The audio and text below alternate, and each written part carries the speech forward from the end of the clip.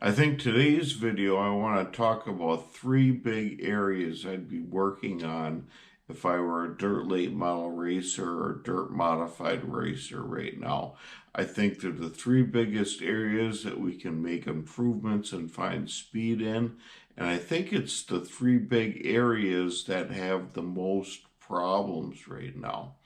So let's roll the intro video and let's talk about those three big areas that I would be working in. I've spent the last 30 plus years working on race cars, building race cars, and racing cars.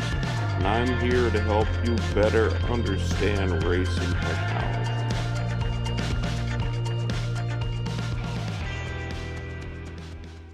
Okay. The first of the three areas I think I'd be working on right now is front end geometry. Our cars are predominantly tight. Everybody's got a problem being tight now. So the better you get them to steer, I think there's speed there. There's places to go there that rules inspectors aren't looking at. Other racers can't see if they're looking at your car.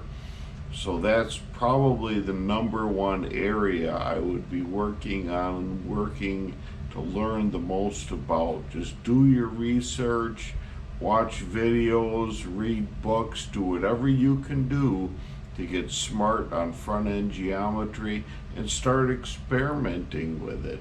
You know, if you have an old set of spindles that the steering arm is bent but the shaft and everything is good through the center, cut those steering arms off, modify them, start playing with Ackerman and doing whatever you can do to get the car to steer better. There's a ton of speed there. So that's the number one area I probably would be working on right now, is learning everything I could about the front ends and just start experimenting. Learn about roll centers, learn about caster gain, camber, static camber. I see a lot of the cars now used to like go to this crazy camber we had years ago, and I didn't understand it. People were saying, oh, that's what you got to do because everybody's doing it. Now we're getting away from that because it's stupid and it didn't make sense. But, you know, everybody follows and beats the drum of a person that's winning. But keep your camber in check, learn everything you know you can find out about it, and that the front ends are probably the biggest place you can find speed right now. I guess the second area I'd be looking at right now is getting the right front down further. They got the droop rule. Everybody's worried about the droop rule. The droop rule. That's all I hear lately is about the droop rule. But nobody's working on getting their front ends to squat more. I mean, the droop rule works to keep the rear end in check. But if you want to get that angle on the front and get that car working, concentrate on getting that right front to squat more, whatever you got to do. You know, it's shortening mounts, it's moving mounts, it's getting your motion ratios different and stuff like that. That, I guess, that goes along with front end stuff, but getting that right front to squat more and getting that right front narrowed up is another huge place I think we can find speed. Going along with that, I think we need to start moving our racks. We need to get the racks up more. The problem with that is the radiators are in the way. So if you put a smaller radiator in, our motors are getting better, more fuel efficient, they're containing more BTUs they got to get rid of. So we're going with, you know, bigger fans and stuff and bigger double pass radiators just to get these things to cool better because the motors are getting more efficient. I think a place we need to start looking in is how to cool these cars better then. You know, if it it's smaller, shorter radiators, better ducting, double pass, everything. And it might be working with the motor builders too to figure out ways to get these cars to cool better so you can move that fan, alter the mounts, get that rack up in the air and do stuff like that. I know the fan shortage, we used to put those nice GM truck curved blade fans on there, and those are almost impossible to find now, the good ones. I mean, Motor State sells one that is not right.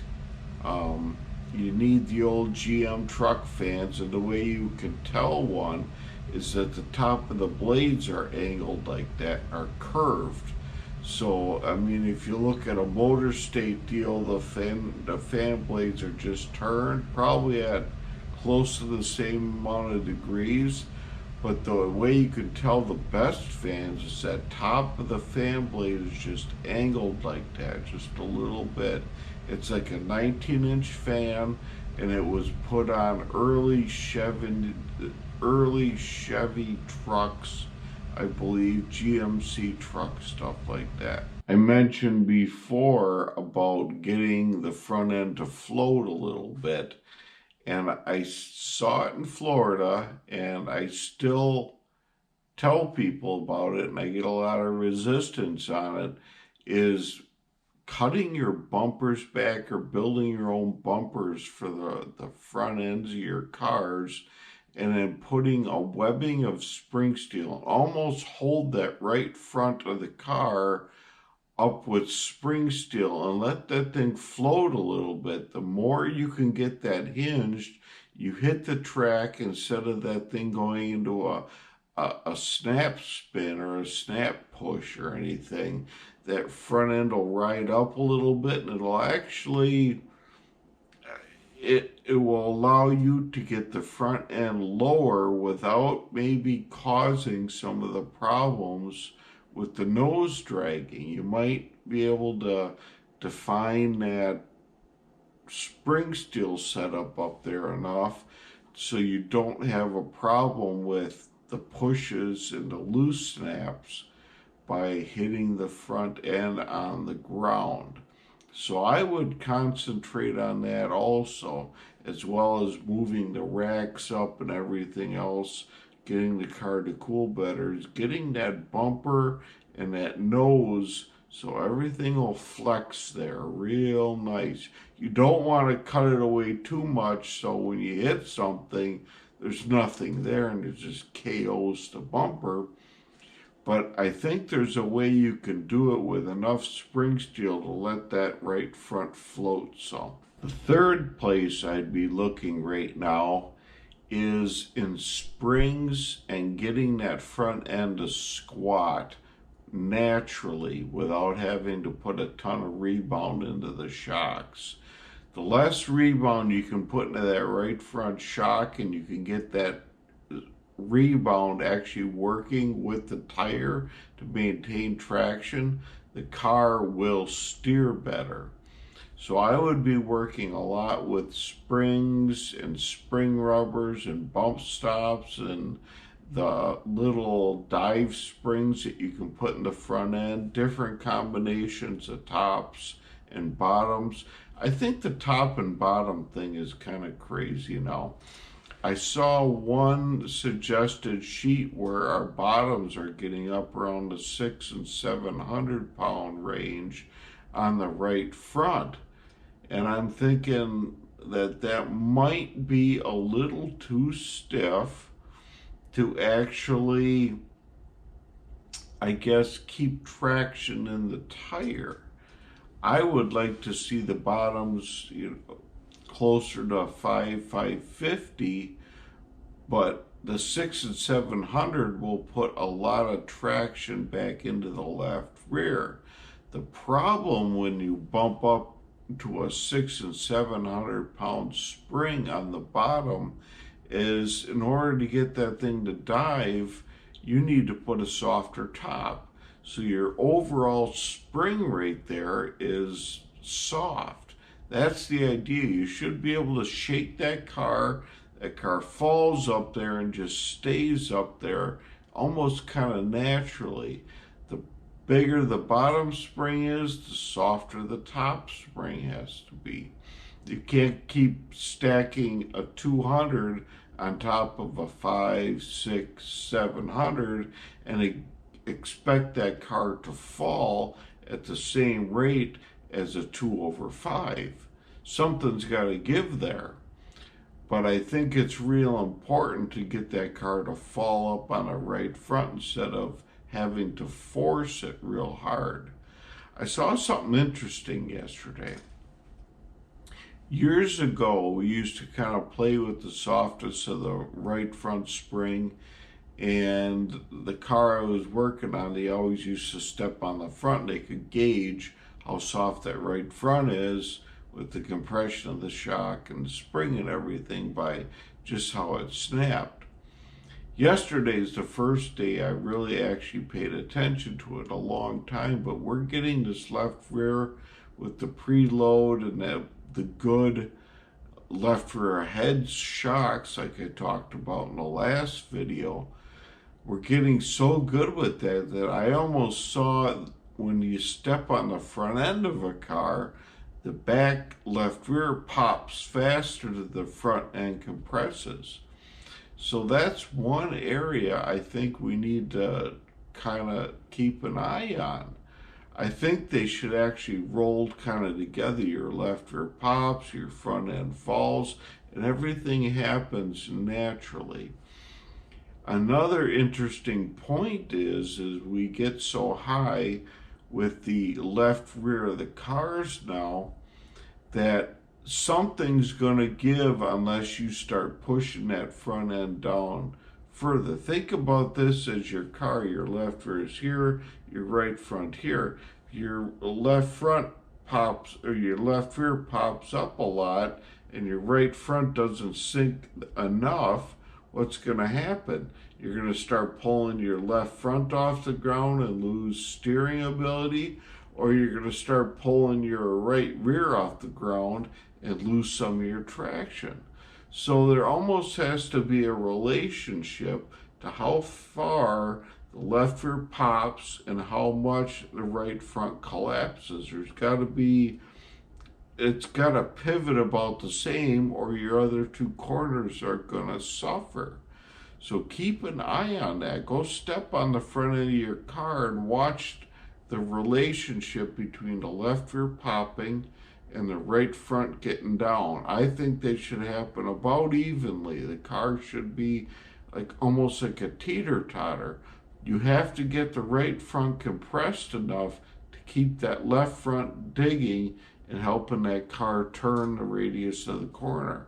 You know, not always do you have to like just let it float and do the slide job thing. You should be able to get in there and turn left and have that car kind of follow right around, and you should be able to, if you want to make a cut for the bottom, kind of come in, turn the car, and that car should steer like a car should, right down, hit the bottom, and come off. I see so many races now where it's a slide job racing. It's where you get in and slide for life, almost knock the guy's front end off if you don't time it right, and then you kind of just drive through it. Well, if the car is steered better and you could come in and you could make a cut and actually drive to the bottom, I call it driving down the hill, where you kind of come and you drive down the hill, you get that momentum, you catch some bite. It's good all the way around, but most of our cars don't steer good now.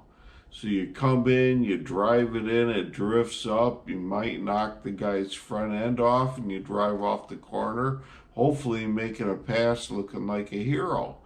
But if your car steers good, you won't have to do that. You just drive it like a car. So I would concentrate on getting that left rear to pop and that right front to collapse about equally, keeping the left front on the ground, keeping the right rear on the ground for all the traction and digging that those cars provide. Like I said, we got this droop rule now where the car jacks up on the left rear to get all that height there.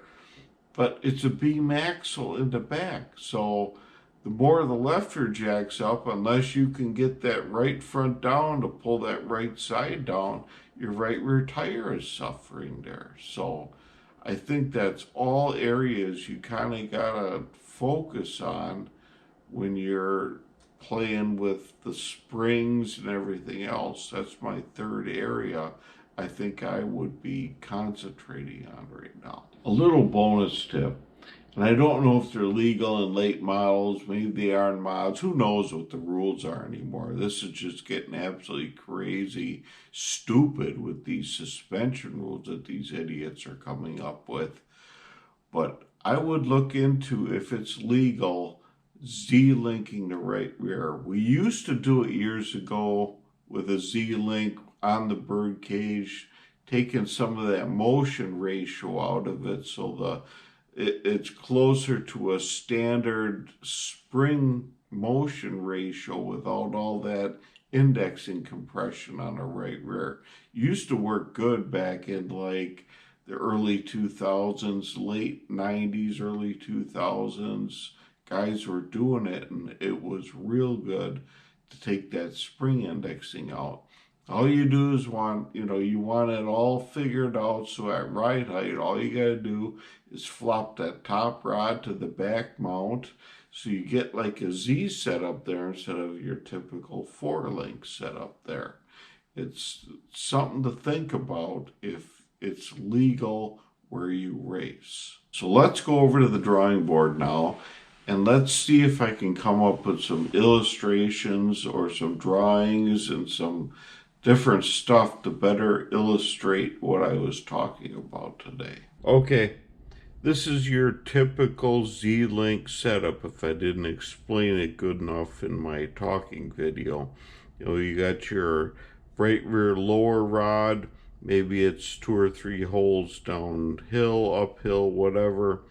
You have your right rear top rod, couple holes, certain amount of degrees, certain split between the holes. What you want to do is set this thing up so your top rod flips right over and plugs in without moving your bird cage. I would start out level. You'd probably never want to work uphill, and then just put a couple holes downhill so you can adjust it. And we found as the track starts to smooth out and dry out, this Z-Link deal used to really work good. So this is our Z-Link deal, and give it a try if it's legal by you. If you like this video, subscribe to my channel and ring the bell for notifications. Notifications aren't spammy. We're not going to spam your email or anything like that.